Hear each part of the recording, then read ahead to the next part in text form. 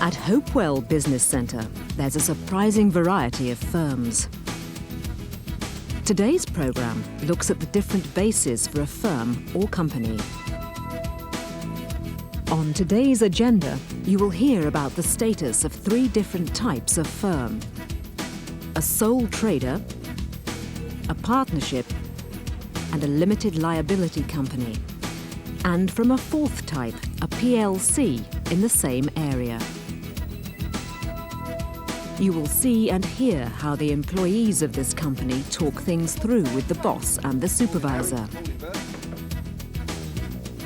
A business advisor gives his viewpoint on setting up in business. And you'll learn some of the business terms, the special vocabulary used in a business plan.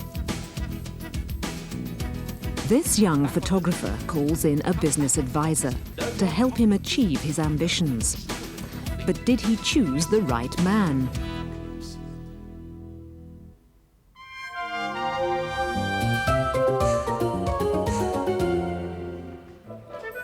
Tony Shaw is the proprietor of Red Signs and Stripes. He is a sole trader who works on his own, organising and running his own business. He used to work for another company. Why did he decide to start up on his own? Well, I was made redundant, so I decided to set up my own company as a sole trader. And it's quite complicated starting your own business. I really didn't want the hassle. Being a sole trader, on the financial side, I take all the responsibility.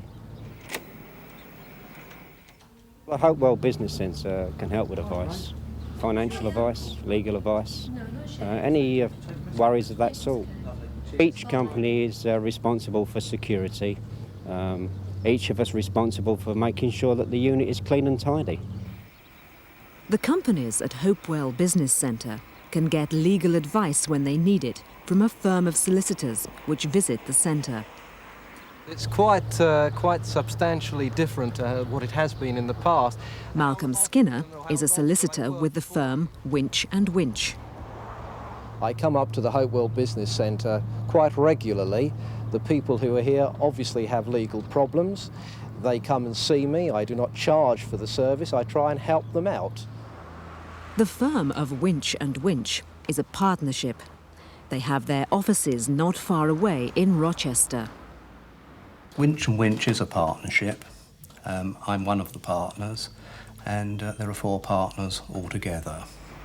In the case of a legal practice, we are not permitted to work together in any other way. We're not allowed to become limited liability companies. The advantages of a partnership, of course, are that you share a common view and you have colleagues on whom you can rely and with whom you can share your business problems. The disadvantage is that you are not able to limit your personal liability, that if in fact you get into trouble, then you are liable to the full extent of your personal assets. You cannot protect yourself behind limited liability. Solicitors have partnership agreements. These are usually in the form of a written document. A partnership agreement basically covers the relationship between the partners themselves. It can cover such matters as the capital of the partnership, that is what one or more partners put into the business. It can cover the profits and losses of the partnership, how much they can take out, how much they have to put in, and if there's a loss. It can cover their duties, such as what hours they should work on the business of the partnership. It can also deal with such matters as disagreements between the partners by setting out the procedures to deal with that.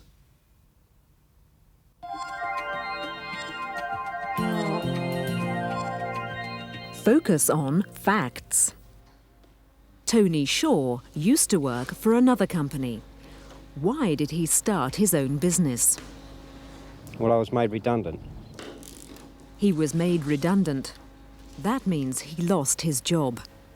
He set up his own company. That means he started a business on his own. In other words, he's a what? Well, being a sole trader, on the financial side, I take all the responsibility. He's a sole trader. Each and every are very similar. Tony uses each when he's thinking of firms separately. Each company is responsible for security. Each company is responsible. Each of us responsible for making sure that the unit is clean and tidy. Each of us is responsible.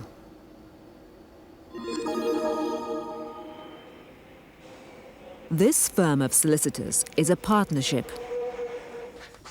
Partners often have a partnership agreement.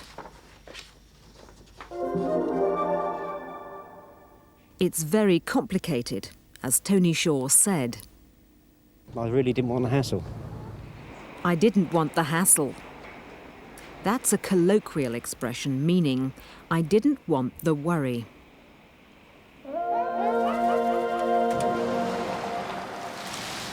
The visual delights of living water. Fountains are one of the most decorative ways of improving the environment. One of the companies at Hopewell is the Fountain Workshop. The Fountain Workshop is a limited liability company. A limited liability company generally has a board of directors. For our company, we have 2 directors. The advantage to those directors is that your liability is limited, as the name suggests, and each director has legal obligations towards the company. Every limited company needs to display a certificate of incorporation upon its premises. Every company which has a turnover of greater than £350,000 has to file accounts at Companies House. Angie. Yes, morning. Do you have a chat to those people? 29-year-old Nicola Fulston is the chief executive of Brands Hatch, a famous racing circuit. Brands Hatch Leisure plc is the largest organiser and promoter of motorsport events across Europe. PLC stands for Public Limited Company and means that a company is listed on the stock exchange within the UK. The shares are quoted on the London Stock Exchange. The advantages of being a PLC are that you are able to raise money more easily and more efficiently than as a private company. Brands Hatch Leisure plc turned over 14.2 million in 1996 and made an operating profit out of that of 3 million.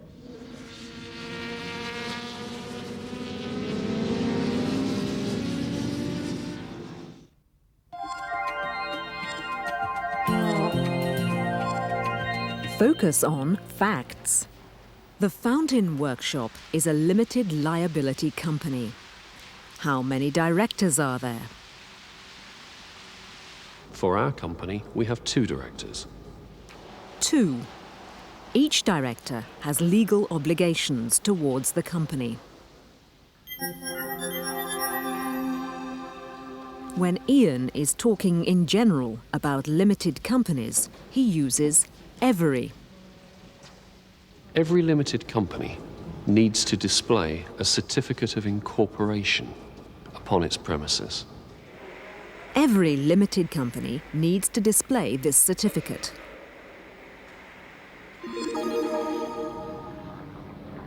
The last business we saw was Brands Hatch Leisure. What kind of business was it? PLC stands for Public Limited Company and means that a company is listed on the stock exchange. It's a PLC. You can buy shares in a PLC, then you will be a shareholder.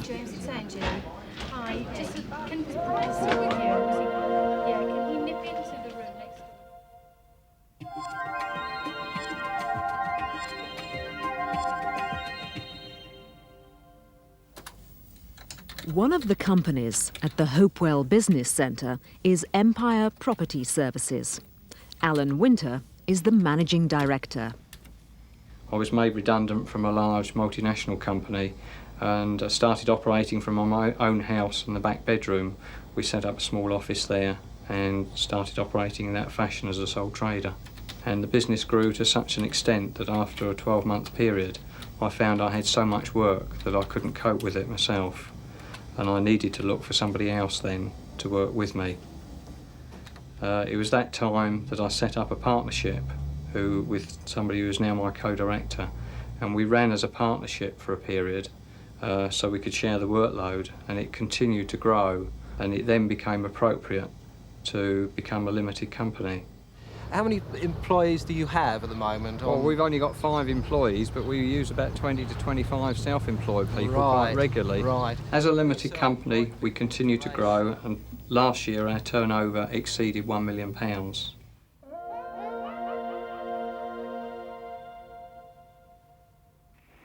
First thing in the morning, instructions for the day's work are given by the supervisor. Morning, Harry. Morning, Bert. This is the day's job. This is the paperwork. It's a painting job. Painting the outside of the house, the windows, the doors. You'll find it all down here. What's the address? 23 Edgeley Drive. Do you know where that is?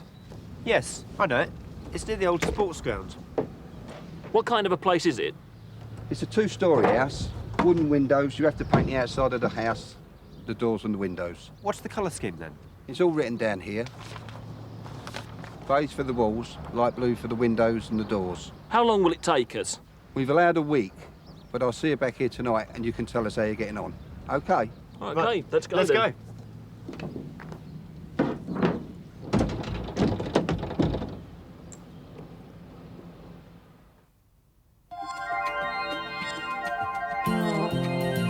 Focus on facts. Alan Winter started business as a sole trader and became first a partnership, then a limited liability company. Now it's very successful. Can you remember the turnover? Last year our turnover exceeded £1 million. More than £1 million. Let's think about asking questions. First, some easy ones about places and times. What's the address? What's the address? Do you know where that is? Do you know where that is? How long will it take us? How long will it take us?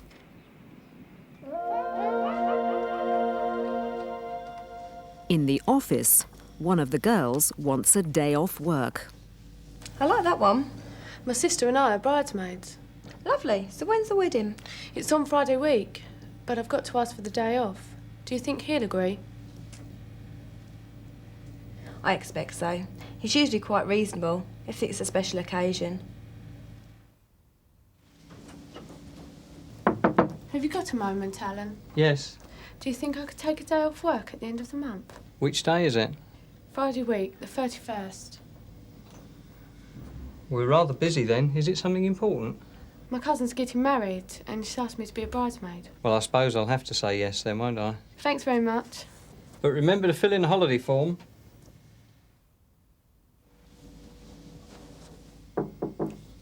Tara, we're going to be very busy at the end of the month and Teresa wants to take the Friday off. Can you work a couple of hours overtime? Oh dear, yes I suppose so. How late would you want me to work? Hopefully only a couple of hours, until 7 o'clock. Yes, all right then. All right, thanks, because we're going to be very busy at the end of the month.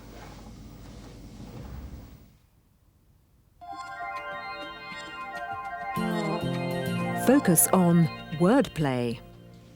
Teresa has to ask the boss for the day off. She chooses her words carefully.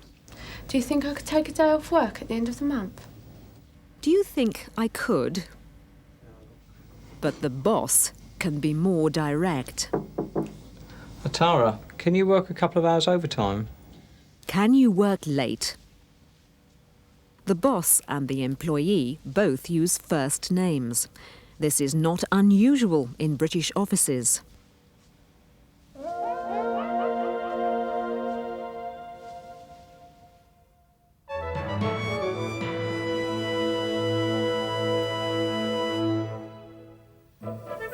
The Prince's Youth Business Trust exists to help young people who want to start up on their own. Hugh Pearce is one of their business advisors. My career in banking started in 1960 when I worked on the branch banking side for 15 years. In 1975, I switched to the international side of banking, where I spent 20 years, and since August 1982, my career has revolved around all aspects of the bank's business in Latin America. And of course, if you remember at the time, I felt that there was a big gap in there in terms of the credibility of the business plan through the customer Oh, hello, base. Bob. It's John Baker of the Prince's Youth Business Trust. How are you? The Prince's Youth Business Trust has a success rate for the businesses it helps of 66%. And the help it gives is principally through loans. The average is £2,500, plus a business advisor. A business advisor is an absolute essential and a condition of anybody who gets support from the Prince's Youth Business Trust. The only increase in costs when I use the studio more will be the electricity bill and the heating bill. One young business person who is getting help from the Prince's Youth Business Trust is Ben. He is a photographer and Hugh is his business advisor. If this figure is optimistic. Ben's business can be described as fashion and portrait photography. Now, I take a wider view because what he's actually doing is building images of people and of places. But the best person to describe Ben's business is Ben himself. Now, I know nothing about photography. And curiously, I think that is an advantage because it stops me interfering in what is his business. It frees me up to talk objectively about his business from my perspective, which is commercial and financial. So I contribute commercial expertise and experience and financial guidance and a listening board, a sounding board, if you like, that he can bounce his ideas from. If I knew a lot about photography, I might be tempted to say, well, why don't you try this shot, or if you develop it that way, which is wrong. It's his business, his ideas. I'm just advising him in the commercial realities. Hugh insists that young people starting out in business must prepare a business plan. I think for many business advisors, a business plan is absolutely key. It tells the client where he is, where he wants to get to, and how he's going to get there. If you like, it forces him or her to think about their business. It can sound a theoretical exercise. I can assure you it's not. It's hard work. There's nothing magical. It's just hard work and hard, focused thought. And of course, if you remember at the time, I felt that there was a big gap in there in terms of the credibility of the business plan through the customer base. The general recommendation is that a business advisor meets the client once every 2 to 3 months, perhaps more often in the early years. Now, Ben and I meet every month, and our meetings tend to follow the same pattern. So how are you going to ensure that there is a knock-on effect? What are you going to do? Another feature of the business world is the business cycle, the ups and downs every business goes through. A business cycle is really a way of saying that business has its ups and downs. When it's up, it's very, very good, but don't get over-optimistic. When it's down, don't get over-depressed, because in both situations, the young person has to take their decisions, and they shouldn't be over-influenced by the ups, and they shouldn't be over-influenced by the downs. And a business advisor listening to them and talking with them can help them to, in their own mind, smooth out the effect of those ups and downs. The Prince's Youth Business Trust has a record of success in start-up businesses unequalled. 2/3 of businesses that the Prince's Youth Trust helped last for more than 3 years. Now, I know from my experience in commercial banking, that is an extremely high proportion. One of the most successful examples is a company called Dockspeed. Now, Dockspeed are in the transport business and currently have a fleet of 26 lorries and an annual turnover of £6 million. But you're paying rent even if you don't use it? Yes. The Prince's Youth Business does that Trust make sense? has many Well, it does successes to its credit. To have a studio makes sense. That's essential for me.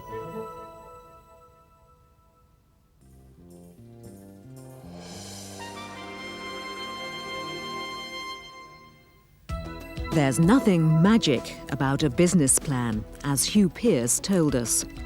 Much of it is common sense. But it certainly helps if, like Maddie, you are starting up a business. Part of the business plan will be the profit and loss forecast. Forecast means what you think or expect the figures will be. First, sales. How much does Maddie expect to sell? This will be money coming in. In one column, you write what you expect it to be for the month, the budget. In the second column, write what it really did cost, the actual figure of sales. But from this figure, Maddie must take away the costs of production, her direct costs.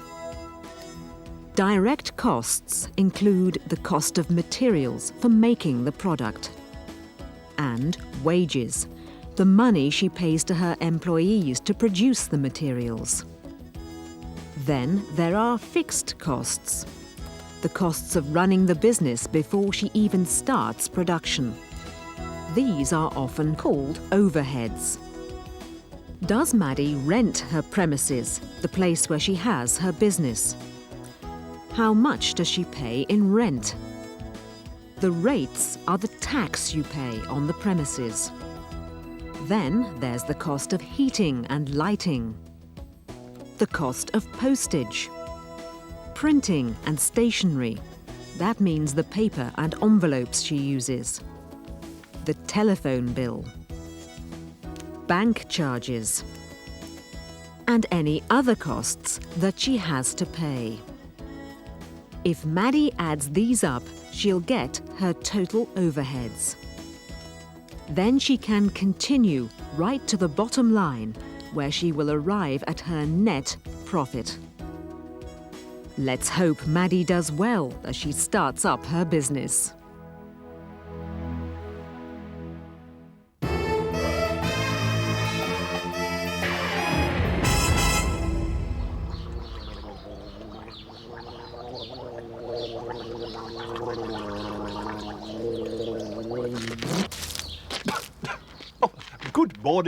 Good morning. I'm afraid I'm running a little late this morning, but I think it's worth it, you'll agree. Troubleshooter must look his best in his line of business, you know, cutthroat competition and all that. Now, by the way, what do you think of my new company name, eh? Troubleshooter. I was going to call it Troubleshooter PLC. PLC, please listen carefully. But then I discovered that PLC really stands for Public Limited Company, with shares and shareholders. Then I thought of Troubleshooter Limited, but that wouldn't do either. So, as I am a sole trader, I work all by myself, I settled for Troubleshooter. Plain and simple, and I'm very pleased with it. Today, I'm off to see another client, a young businessman who's already had some advice from the competition, the Prince's Youth Business Trust. However, he still felt the need to contact me, didn't he?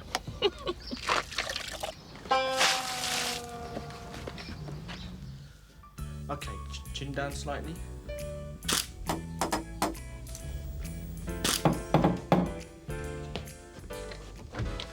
Good morning, troubleshooter. Oh, look, I told you on the phone, I'm getting help from the Prince's Trust and I don't need your services. Ah, but my dear young sir, you always need a second opinion. Thank you very much. Oh, very stylish.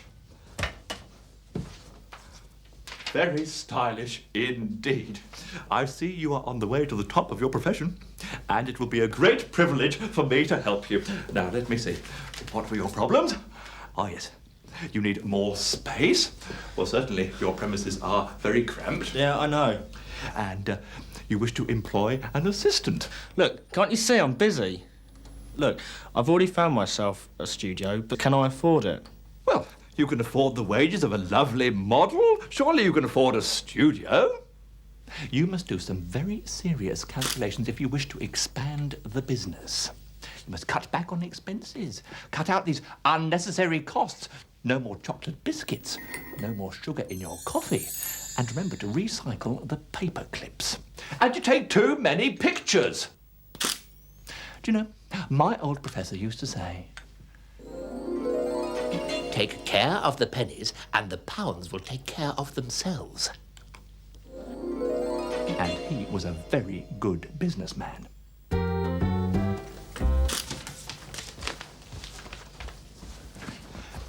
Now, first we must look at the overheads, the rates and the rent, and of course your gas bill, your electricity bill, and your phone and fax bill. Yeah, but what about the studio? Can I afford the studio? I think as a professional, I am in a position to advise you on that one.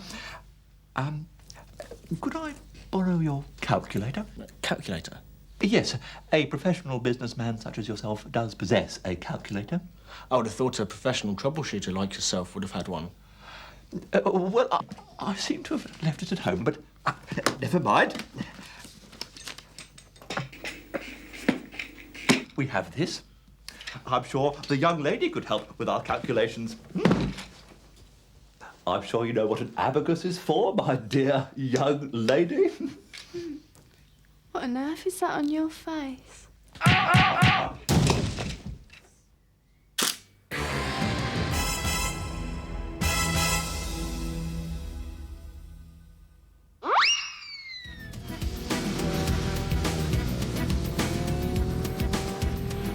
That's all about different types of companies for today's programme.